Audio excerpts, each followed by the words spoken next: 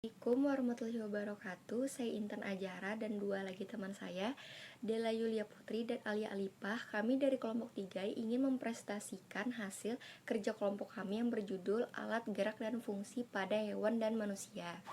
Sebelum kita masuk ke pembahasan, rumusan masalah yang akan dibahas di sini yaitu definisi dari alat gerak pada hewan dan manusia.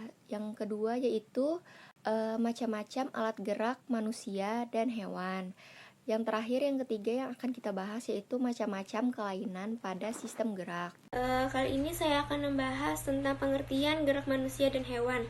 Sistem gerak manusia pada manusia sendiri mempunyai beberapa komponen dari sistem geraknya guna memudahkan dalam beraktivitas. Komponen sistem gerak yang ada pada manusia yakni mencakup rangka, otot, dan juga sendi. Sistem gerak pada hewan. Sistem gerak yang ada pada hewan ini berbeda sebab hewan ada yang hidupnya di air dan juga ada di udara untuk berterbang. Dalam jenisnya, hewan tersebut dibagi menjadi dua, yakni hewan bertulang belakang dan juga hewan tak bertulang belakang. Sistem gerak pada manusia ada rangka. Rangka ataupun tulang ini termasuk dari alat gerak pada manusia. Gerakannya cenderung pasif sebab rangka digerakkan dari otot dan sendi. Di situ ada sendi. Sendi ialah suatu yang menghubungkan di antara dua tulang. Ada banyak sekali tulang yang ada di dalam tubuh manusia. Macam-macam sendi itu yaitu ada sendi mata dan sendi. Di situ ada sendi. Sendi ialah suatu yang menghubungkan di antara dua tulang. Ada banyak sekali tulang yang ada di dalam tubuh manusia. Ya, di sini saya akan melanjutkan presentasi dari teman saya, yaitu B. Ada macam-macam alat gerak manusia dan hewan. Alat gerak pada manusia. Yang pertama ada alat gerak pasif, terdiri dari tulang pada lengan manusia dan tulang pada kaki manusia. Tulang pada lengan meliputi tulang lengan atas, tulang hasta, tulang pengupil, tulang pergelangan, tulang telapak tangan. Terus ada tulang pada kaki manusia terdiri dari tulang paha, tulang kering, tulang betis, tulang tempurung lutut, tulang pergelangan kaki, tulang telapak kaki, tulang jari kaki. Terus yang kedua ada alat gerak aktif pada manusia. Alat gerak aktif pada manusia berupa otot. Manusia memiliki 3 macam otot di dalam tubuhnya, yaitu otot polos, otot lurik, dan otot jantung. Otot lurik itu adalah otot yang menempel pada rangka tubuh manusia yang digunakan dalam pergerakan. Terus yang kedua ada otot polos. Otot polos adalah otot yang bekerja tanpa kesadaran kita yang dipengaruhi oleh sistem saraf tak sadar atau saraf otonom. Otot polos dibentuk oleh sel-sel yang berbentuk gelendong di mana kedua ujungnya runcing dan mempunyai satu inti sel. Terus ada alat gerak pada hewan. Yang pertama ada hewan vertebrata.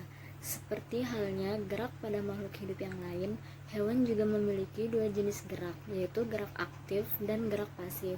Perbedaan gerak ini terjadi karena perbedaan struktur yang melaksanakan jenis gerakan tersebut. Gerakan aktif dilakukan oleh otot, sedangkan gerakan pasif dilakukan oleh tulang. Otot sebagai alat gerak aktif pada hewan dan manusia memiliki 3 jenis berdasarkan struktur dan cara kerja dari masing-masing otot. Sedangkan tulang terbagi menjadi 2 jenis berdasarkan struktur yang menyusunnya pula. Otot pada hewan dan manusia dibangun dari jaringan otot. Pada masyarakat awam, otot lebih dikenal dengan sebutan daging atau urat. Sedangkan tulang merupakan jaringan ikat yang dibangun dari sel-sel tulang, berperan sangat penting dalam proses pembentukan darah. Yang kedua ada hewan avertebrata. 1. Nama hewan: sifat, organ gerak, kaki, perut, fungsi bergerak. 2. Nama hewan, kepiting, organ gerak, kaki, fungsi bergerak. Kaki pada kepiting digunakan untuk berjalan di atas pasir, dan capit pada kepiting juga berfungsi untuk memegang makanan. Yang ketiga, nama hewannya itu cacing, organ gerak, otot perut, fungsi bergerak.